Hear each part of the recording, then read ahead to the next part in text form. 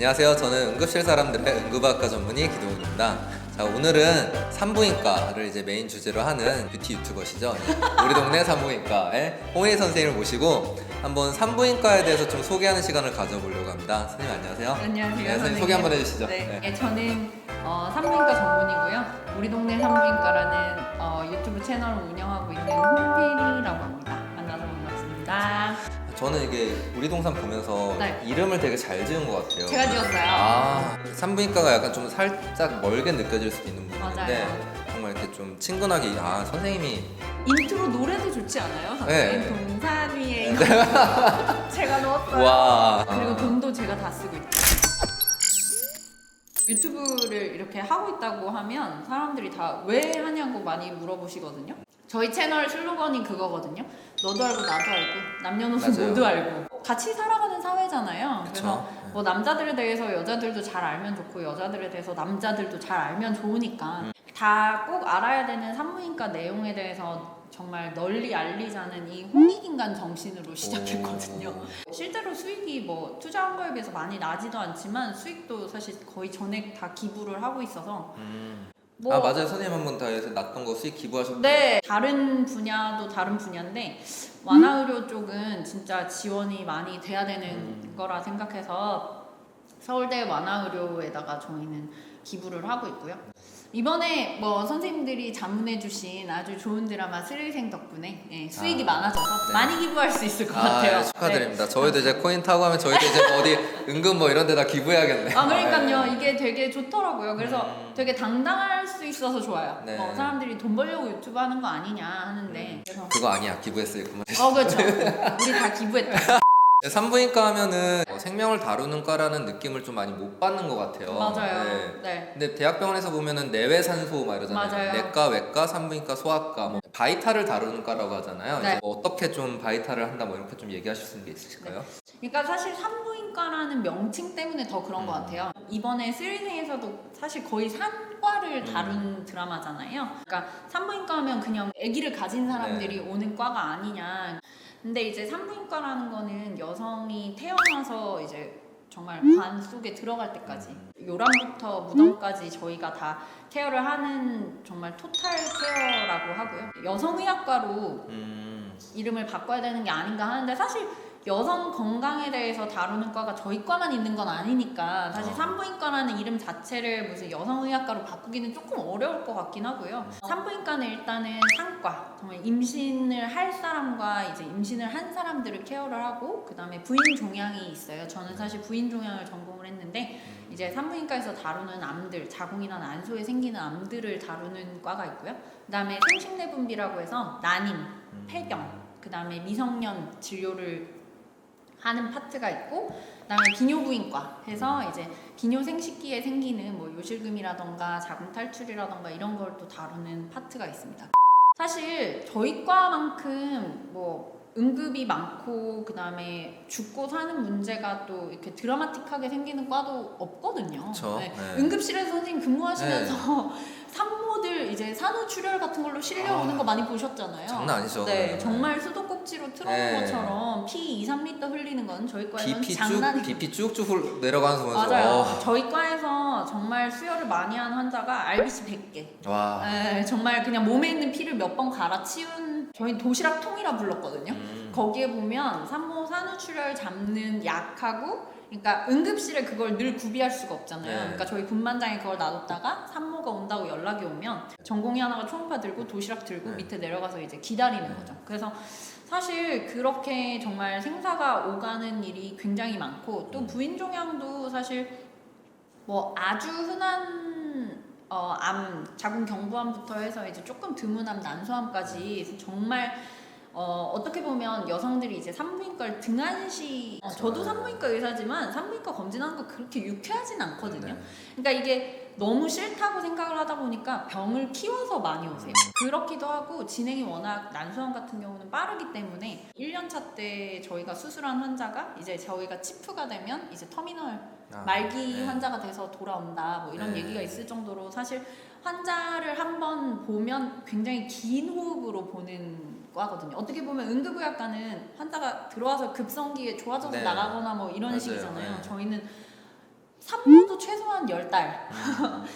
암 같은 그러네요. 경우는 훨씬 더 길게. 길게. 네, 그래서 산부인과가 정말 하는 일이 많은데도 불구하고 이제 뭐 가기 좀 꺼려지는 과. 일단 그 인식 개선을 너무 하고 싶어요. 우리는 산과만 보는 게 아니다. 네. 물론 이거에 있어서 이제 산부인과 의사들의 어떻게 보면 책임도 있겠죠. 이제 그렇게 불편한 관계를 우리가 만든 거에 대해서도 교정을 할 필요가 있겠지만 아마 유튜버를 그렇게 하시는 것도 사실 그런 이유도 있으실 맞아요. 것 같고 네. 요즘 여자분들 같은 경우에도 산부인과를 가는 게 좋은 건가를 좀 알고 요즘 맞아요. 이렇게 문턱 좀 많이 낮아지고 인식도 좋아져서 예전에 산부인과 결혼 안 하신 분이 산부인과 가면 뭔가 약간 색안경 맞아요. 끼고 이렇게 보다 그런 건 네네네. 정말 거의 없어진 것 같아요. 많이 젊은 좋아졌죠. 세대에서는. 많이 네. 좋아졌죠.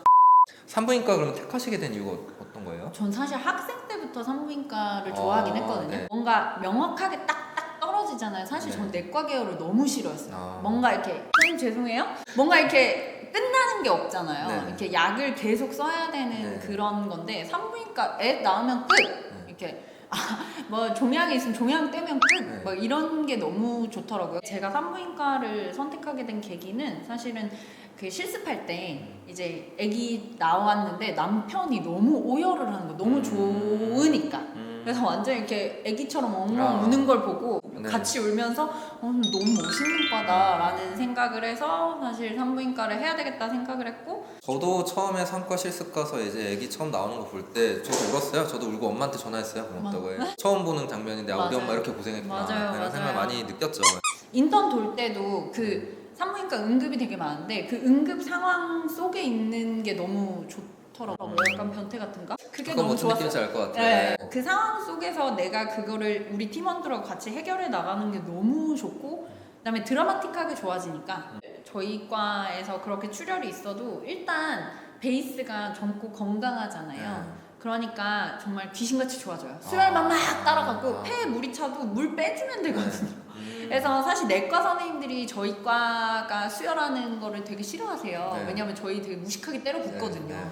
근데 사실 그러면 되게 좋아지니까 빨리 좋아지니까 그래서 저희는 이게 비포 애프터를 늘 보잖아요. 근데 정말 피만 잘 따라가면 살 수 있는 저희는 사실 경우가 응급실에서 외상 보니까 저희도 그냥 막 외상을 일단 일단 때려보고 일단 때려붙자. 산부인과 의사로서 이제 응급실에서 저희가 이제 산부인과로 컨설트를 많이 내잖아요. 네, 그때 그럴 때 이제 저희 쪽에 좀 바라시는 게 있을 것 같아요. 이제 응급실에서 많이 보시는 환자분들은 산모가 많을 것 네. 같은데 꼭 당부드리고 싶은 건 환자의 말을 100% 신뢰하지 마시고 저 절대 임신 아니에요 이럴 때가 있거든요. CT를 찍었는데 아기가 나오는 경우가 있어요. 네. 아기가 이렇게 환자가 배가 아파서 하는데 자기는 절대 임신이 아니라고. 요새는 대부분 응급의학과 선생님들이 이제 소변 검사로 이제 무조건 하죠. 무조건 예. 하죠. 거의 무조건 하는데 가끔 빠질 때가 있어요. 예. 근데 환자가 아니라고 하는 말을 사실 100% 신뢰를 우리가 늘 하면 안 된다고 하잖아요. 네. 환자 말은 환자 말일 뿐. 네, 맞아요. 그래서 사실 응급실에서 근무하시는 선생님들께 꼭 당부드리고 싶은 거는 젊은 여자가 뭐 생리를 안 했다거나 복통이 있다거나 하면 절대 임신을 뭐 배제하지 마시고 네.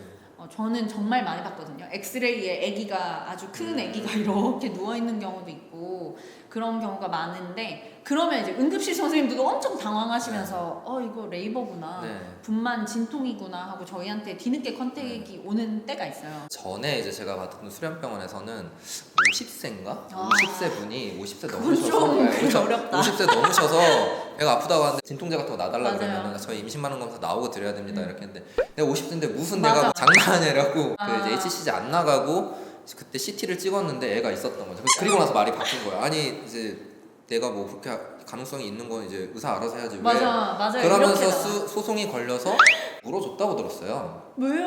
그래서 50세까지 다 그 원래 긁었던 꼭 것 같아요. 아셔야 될 게 55세까지는 피임을 하라고 돼 있어요. 폐경 이행기라는 게 있어요. 네. 이제 내가 1년 동안 이제 통으로 생리를 안 하면 우리가 폐경이라고 보는데 그분도 그러셨을 거 아니에요. 너 8개월 한 네. 10개월 동안 생리 안 했어. 난 폐경이야 라고 얘기를 하셨겠죠. 그러니까 검사를 안 하셨겠고 사실 그 딱 나이대가 딱 그 시기니까 당연히 거기서도 안 하셨을 텐데 사실 55세까지 불규칙하게 생리가 있었다고 하면 임신 가능성이 늘 있다고. 네. 그러니까 초경을 일단 시작했다 그러고 내가 완벽히 폐경을 이 사람을 확신을 할 수 없으면 유린 HCG를 나가는 거는 절대 손해보는 게 아니기 때문에 응급실 선생님이나 탁과 선생님들도 마찬가지고요. 만약에 젊은 여자 또는 여자분들이 배가 아픈데 뭔가 생리 기간은 좀 떨어져 있고 하면 환자 말을 100% 신뢰하지 마시고 뒤늦게 진짜 많이 말씀들이 바뀌세요. 왜냐면 자기도 기억을 잘 못하실 수도 있으니까. 그래서 반드시 임신 테스트를 꼭 강조드리고 싶어요. 네, 저도 항상 이렇게 명심하면서 응급학과 아유, 감사합니다.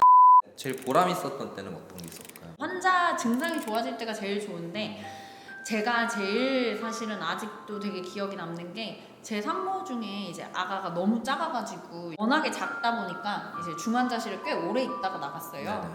이제 그렇게 안 좋았던 애기들 퇴원해서 엄마가 이제 뭐 100일 됐다고 이제 네. 데리고 오셨을 때 네. 그 환자들이 준 편지는 아직도 제가 지갑에 넣어 다녀요. 그만큼 드라마틱한 만큼 되게 많이 기억에 남는 것 같아요. 옛날에 우리나라 어른들이 왜 난 밤매다 애 낳았는데 막 이런 거 있잖아요. 뭐 둘이 걸어 들어갔는데 하나 잘못돼서 네. 나왔다 막 이런 얘기를 들으면 이 상황과 분만만큼 이렇게 드라마틱하게 변하는 환경이 없잖아요. 네. 사실. 근데 이제 그거를 사람들이 되게 안일하게 생각하는 게 아닌가라는 생각도 조금. 그래서 뭐 할 다 때가 뭐 있어요. 다 얘기하자 뭐 집에서 다 해놨다 원래는 말. 맞아요. 맞아요. 그 분만 과정이 이렇게 쉬운 게 아닌데. 그럼요. 예. 그때 모성 사망률하고 지금 모성 사망률 비교해 보시면 뭐 어마무시한데요. 저 같은 경우는 아직도 기억나는 게 제가 응급학과를 들어서 그만둬야 되나 생각했던 한 케이스가 사실 분만이었어요. 그러니까 이제 분만 관련. 받으셨어요, 선생님이? 그때 애기 한 명 받은 적도 저는 어이구. 케이스 그 응급실에서 받았던 적도 있고 네. 산모가 배가 아프다고 왔는데 이제 뭐 이렇게 하다 보니 약간 애매하게 약간 그러니까 맹장 감별을 해라. 그래갖고 이제 뭐 MRI를 찍어야 되잖아요. 맞아. 산부인과 교수님이 그냥 분만실로 올리겠다. 그래갖고 이제 제가 근데 1년 차인데 분만실로 올라갔는데 갑자기 막 분만실에서 뭐 약간 코드블루시로 떴다. 그래갖고 그 유테린 럽처 자궁 파열이었던 아이고. 거예요. 갑자기 환자 막 BP 떨어지고 막 경기 같은 거 막 이렇게 네. 하니까 바로 저희 교수님 올라가서 거기서 이제 기관 삽탄하고 뭐 하고 시라인 잡고 뭐 하고 하면서 산모도 죽고 아기도 죽으면 맞아요. 그거는 사실 굉장히 트라우마잖아요. 의사 입장에서. 맞아요. 그때 진짜 표정이 제가 표정이 또 완전 넉나가 있었고 아기는 안 됐던 것 같고 갔던 것 같고 그때 딱 트라우마가 좀 있었던 기억이 아직도 남아요. 되게. 그런 일들이 참 많으실 것 같아요. 산부인과 하면서. 맞아요. 분만장 CPR 방송이 났죠. 가서 CPR 하는데 이제 그날 그 저녁 때 아기를 낳은 산모가 새벽에 이제 CPR이 난 거죠.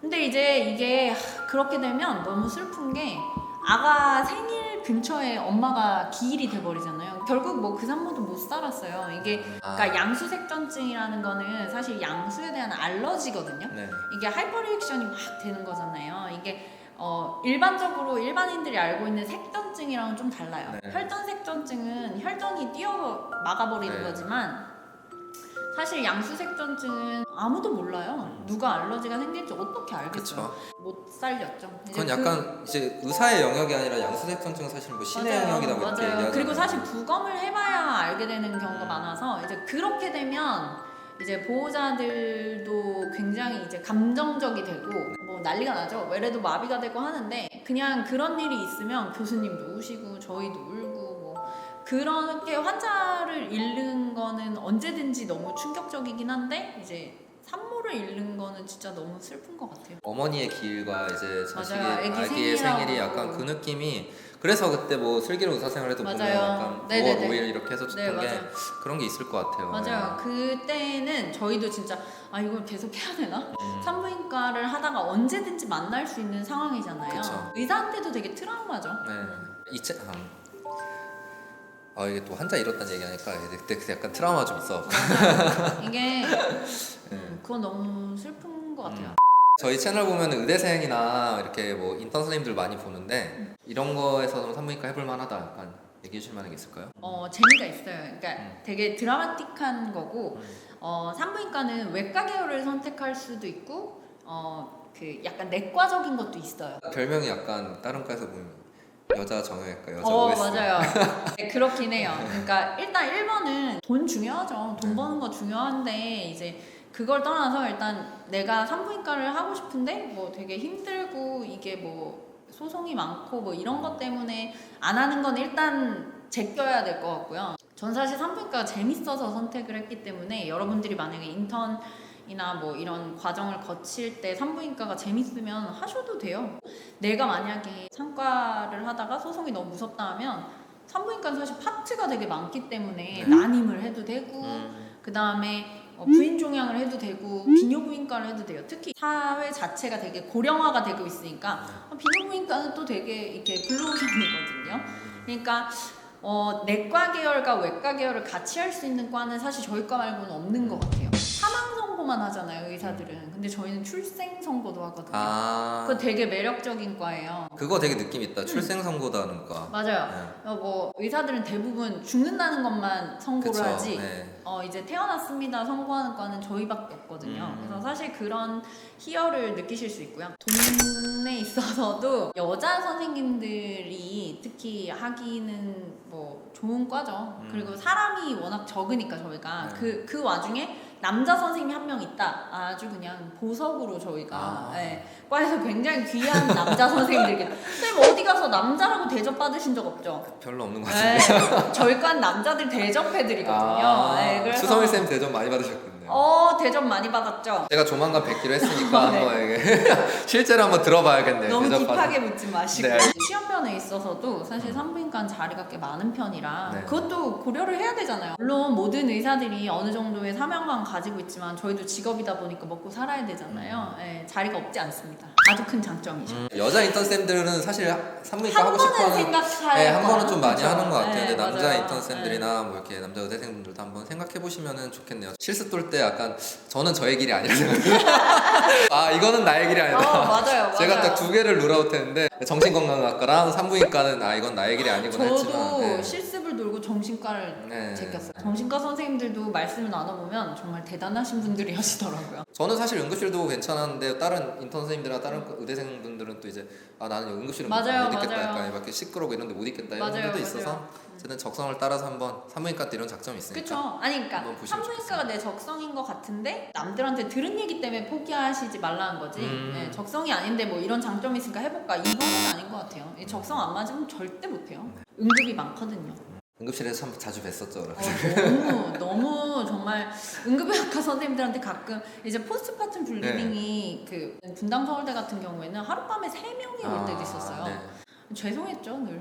아니요 저희는 좀 돈을 많이 받았는데 저도 이제 정말 응급 환자들을 많이 봤는데 어느 중증 외상보다도 출혈이 너무 순식간에 쫙 나기 때문에 그때 약간 손 떨릴 때 있더라고요. 맞아요.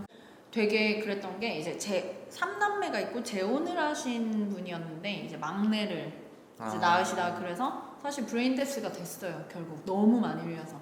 근데 그 산모가? 네. 그래서 저희 그 유튜브에서도 얘기했던 수술장에 피를 이렇게 그리면서 갔어요. 그래서 결국에는 안 좋아져서 브레인 데스가 됐었죠. 그래서 사실 되게 그러니까 그럴 때 이제 빨리 봐서 빨리 하면 정말 좋아지니까 저희가 그러니까 더 댕댕거리는 거죠. 그렇죠. 네, 모두 댕댕거리시고 빨리 이러면서 보는 거죠. 자, 오늘은 이렇게 뷰티 유튜버, 유명 유튜버인 우리 동산의 홍일이 쌤을 모시고 한번 이제 산부인과에 대해서 저희가 한번 소개를 해드리는 시간을 가져봤는데요. 도움이 되셨는지 모르겠습니다. 저희는 앞으로도 여러 과들에 대해서 좀 간단하게 소개할 수 있는 시간이 있으면 소개도 드리면서 또 재밌는 정보, 유익한 정보 전달해드리도록 하겠습니다. 네, 감사합니다.